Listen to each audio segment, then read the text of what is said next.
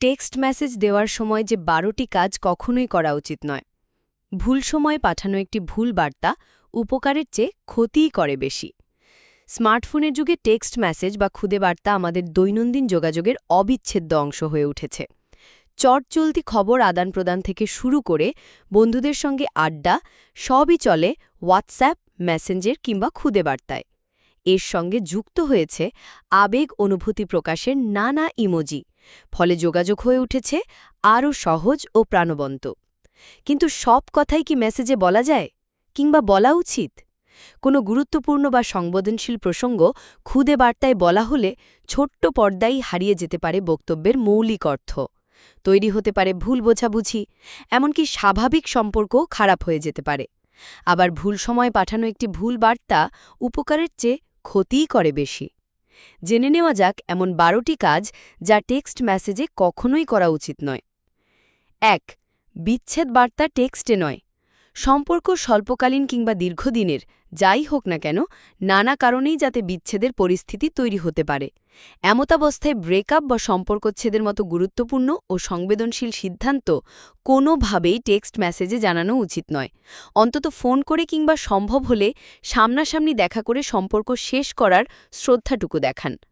ছোট্ট বার্তায় সম্পর্ক শেষ করা কেবল অভদ্রতা নয়, এটি অত্যন্ত বেদনাদায়ক ও অসম্মানজনক। অনেক সময় ভুল বোঝাবুঝির কারণেও ব্রেকআপ হতে পারে, হয়তো মুখোমুখি আলোচনায় বেঁচে যেতে পারে আপনার সম্পর্ক। ২. ডেট বাতিলে খুদে বার্তা নয়। প্রেমিক বা প্রেমিকার সঙ্গে সাক্ষাতের জন্য নির্ধারিত সময় বা দিনক্ষণ হুট করে বাতিল করার প্রয়োজন হতে পারে। সেই ক্ষেত্রে কাজ পড়ে গেছে, পরে দেখা হবে জাতীয় কিছু লিখে বার্তা পাঠিয়ে দেওয়া মোটেই শিষ্টাচার সম্মত নয়। এর চেয়ে বরং ফোন করে বিশেষ সমস্যার কথা জানিয়ে বলতে পারেন, আজ দেখা করতে পারছি না, আগামী অমুক দিন বা সময় কি দেখা হতে পারে? এতে আপনার বিশ্বাসযোগ্যতা যেমন বজায় থাকবে, তেমনি প্রিয় মানুষটিও নিজেকে গুরুত্বহীন ভাববেন না। ৩.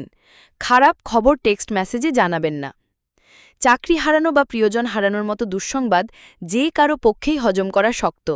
কাউকে যদি এমন সংবাদ জানাতে হয় যা তার জীবনকে এলোমেলো করে দিতে পারে, তাহলে তাকে আগে মানসিকভাবে প্রস্তুত করা জরুরি।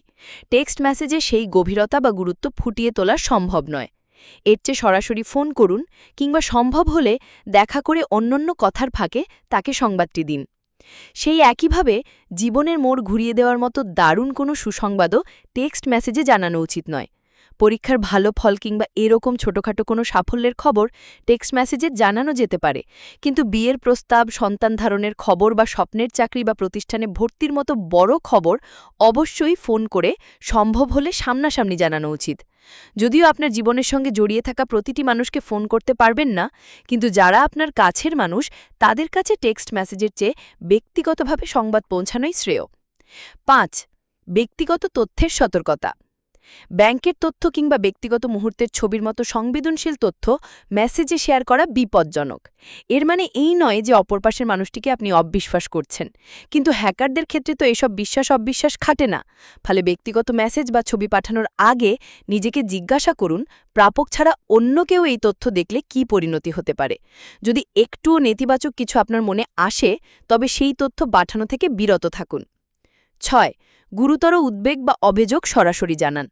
সঙ্গীর মদ্যপান, সন্তানের অবাধ্যতা, কর্মক্ষেত্রে সহকর্মীর কাজে অমনোযোগিতা প্রভৃতি গুরুতর অভিযোগ বা উদ্বেগের বিষয়ে টেক্সট মেসেজে তাকে জানাবেন না বা বকাঝোকা করবেন না, বরং সরাসরি কথা বলুন। ৭. আবেগতাড়িত হয়ে দুঃখ বা ক্ষোভ উগরে দেওয়া। বন্ধুরা দল বেঁধে কোথাও বেড়াতে গেছে, আপনাকে জানায়নি পর্যন্ত। প্রাক্তনে নতুন প্রেম হয়েছে, ফেসবুকে চলে এলো নতুন সেই সঙ্গীত ছবি। এমন অবস্থায় তাৎক্ষণিকভাবে আপনার ভেতর তীব্র রাগ, হতাশা বা দুঃখের উদ্রেক হতে পারে। এমন হলে কোনোভাবেই হুট করে মেসেজ বক্সে কিছু লিখতে যাবেন না, বরং মাথা ঠান্ডা করে ফোনটি হাত থেকে নামিয়ে রাখুন।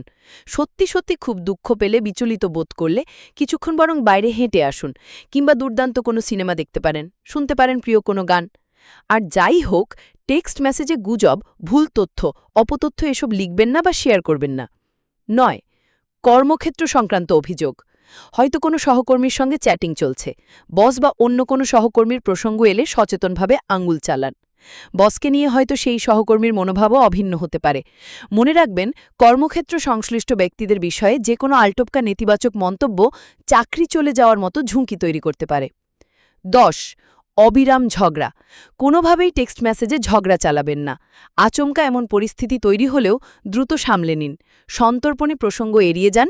যার সঙ্গে কথা চালাচালি হচ্ছে তাকে বলুন যে দেখা হলে বিষয়টি নিয়ে কথা বলবেন। বিশেষত প্রিয় মানুষের সঙ্গে টেক্সটে ঝগড়া করা অধিকতর খারাপ পরিণতি ডেকে আনতে পারে। তার চেয়ে সামনাসামনি প্রসঙ্গটি নিয়ে আলোচনা করলে অনেক জটিলতাই সহজে কেটে যায়। ১১ একতরফা দীর্ঘ আলাপ। কারো সঙ্গে হয়তো চ্যাটিং চলছে। প্রথম দিকে আপনার কথার জবাবও হয়তো তিনি দিয়েছেন, তারপর উত্তর দিচ্ছেন না। আপনি অধৈর্য হয়ে একের পর এক টেক্সট মেসেজ পাঠাতেই থাকলেন। উত্তর না দেওয়ার জন্য তাকে দোষারোপ করতে লাগলেন।